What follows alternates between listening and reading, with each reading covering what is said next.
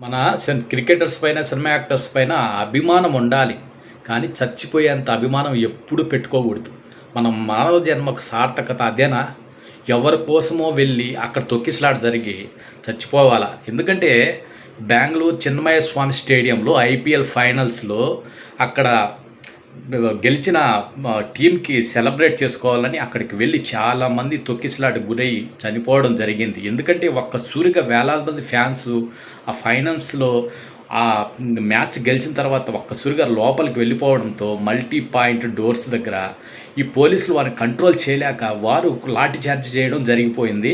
వెంటనే అటు వెళ్ళేవారు, ఇటు వెళ్ళేవారు ఒకరిపైన ఒకరు పడి 11 మంది సుమారు ప్రాణాలు, చాలా వందలాది మంది గాయాలైపోయి హాస్పిటల్‌లో అడ్మిట్ అయ్యారు.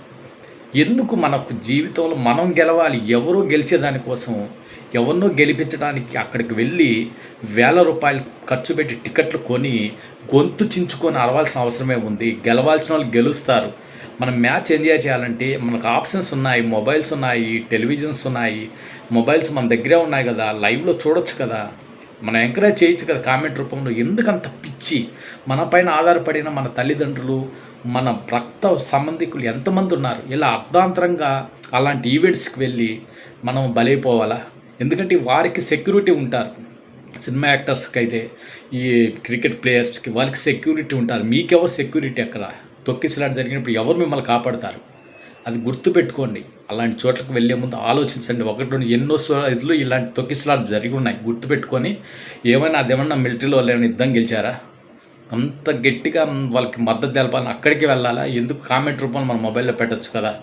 మీ జీవితంలో మీరు గెలవడానికి ప్రయత్నించాలి, కానీ ఎవరో గెలిచేదానికోసం మీరు సంబరాలు చేసుకోవడం ఏంది? మీరు మీ జీవితంలో కష్టపడి గెలిచి మీ విజయాన్ని మీరు సెలబ్రేట్ చేసుకోవాలి. అంతేగాని ఎవరు ఈ క్రికెట్ ప్లేయర్స్కు వాళ్ళు వేలంలో కోట్ల రూపాయలు ఇచ్చి పాడుకుంటారు.